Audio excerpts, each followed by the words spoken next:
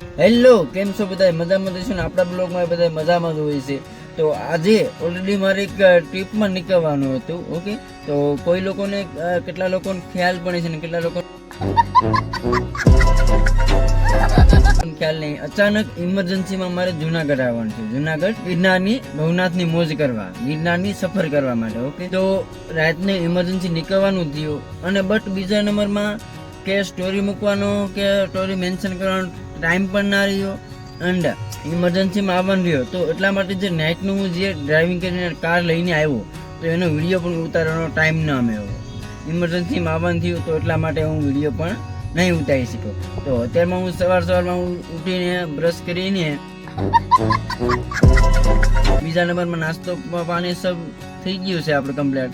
તો અત્યારમાં હું ફોરવ્હીલમાં બેઠો વિડીયો ઉતારીને કમ્પ્લેટ હવે જે મારા ફ્રેન્ડ મિત્રો છે એ ઓલરેડી બહાર ગયેલા છે. ઓકે, તો ઓલરેડી અમારે ગિરનારની સફર કરવા અમે હમણાં કલાક દોઢ કલાકની અંદર નીકળીશું. તો સ્ટેપ બાય સ્ટેપ તમે અમારા વિડીયોમાં કન્ટિન્યુ બના રહેજો. હું તમને ગિરનારની મોજ કરાવીશ. પ્લસ આપણે અલગ અલગ લોકેશન છે, શક્કરબાગ છે, પ્લસ ઉપરકોટ છે, બધી જગ્યાએ જવાનું રહેશે. તો ત્યાં પણ તમને વિઝિટ કરાવીને ઓલરેડી બધી વસ્તુ બતાવીશ.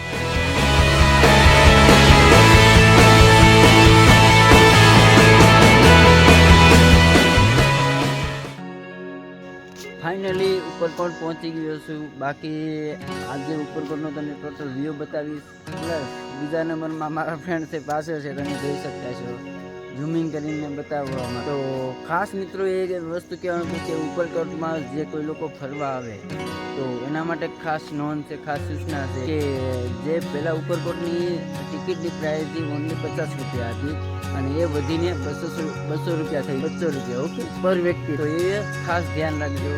બાકી ઉપરકોટ આવવામાં તમને જે છે અલગ અલગ લોકેશન જે નવગણ કૂવો છે, અલીકડી વાવ છે, એ બધી વસ્તુ બતાવીશ. ચાલો યાર, આ મોસ્ટ પ્લેસ છે જ્યારે આમ પહેલાના મહારાજો અથવા પહેલાના જે સિપાહીઓ છે ત્યારે અહીંયા નહીં બેસ્ટ બધા કરતા લોકેશન પણ બેસ્ટ છે અને વ્યૂ પણ બેસ્ટ આવે. ટોટલ જુનાગઢ બતાવે છે. અહીંયા સ્ટોપ અહીંથી તમને પ્રોપર જુનાગઢ આખું બતાવું છું.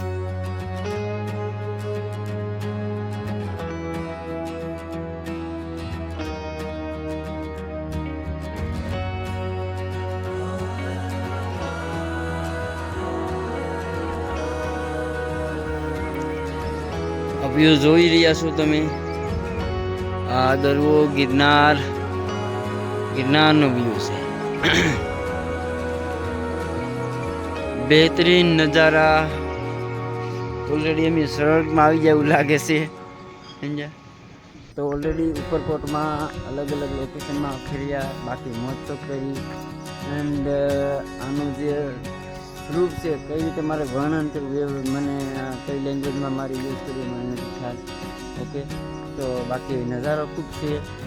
અને ઉપરકોટમાં જોવા આવું તો હું તમને એ જ કહીશ, જે મારા ફ્રેન્ડ સર્કલ છે અને એ જ કહીશ કે ઓલરેડી તમે ચોમાસામાં આવો તો બેસ્ટ બધા કરતા આ પ્લેસ છે. ઓકે, તો સ્પેશિયલ ચોમાસામાં જ આવું, કારણ કે ચોમાસામાં ઋતુ એ પ્રમાણે છે અને વાતાવરણ એ પ્રમાણે છે.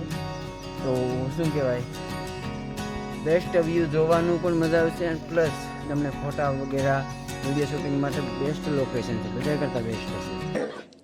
इतना सुकून. આ નજારો જુઓ.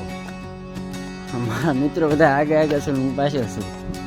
બધા ફોટા હાઈ લેવલની રીલ્સ પણ બનાવે છે, હાઈ લેવલનું એડિટિંગ પણ કરે છે. હાઈ લેવલની રીલ બનાવે, હાઈ લેવલનું એડિટિંગ કરે.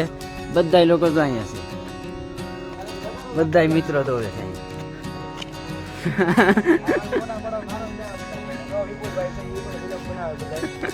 सिस्टम पार देंगे.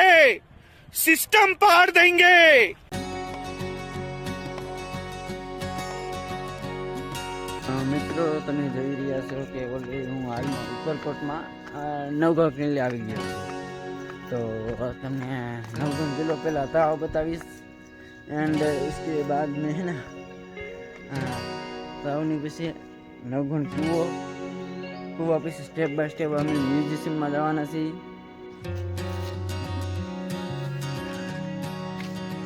ચાલો અહીં જવાનું છે. આ પહેલાના બધા શું કે ભાઈ ઓજારો જુનાગઢમાં 250 વર્ષ પહેલાનો ઇતિહાસ છે. વાહ, वाह क्या सीन है, वाह क्या सीन है. આ એક્ઝિટનો દરવાજો છે, અહીંથી ઉપર જવાનું છે. ચાલો મિત્રો, બાકી નેક્સ્ટ વિડીયોમાં મળીએ. Okay, thank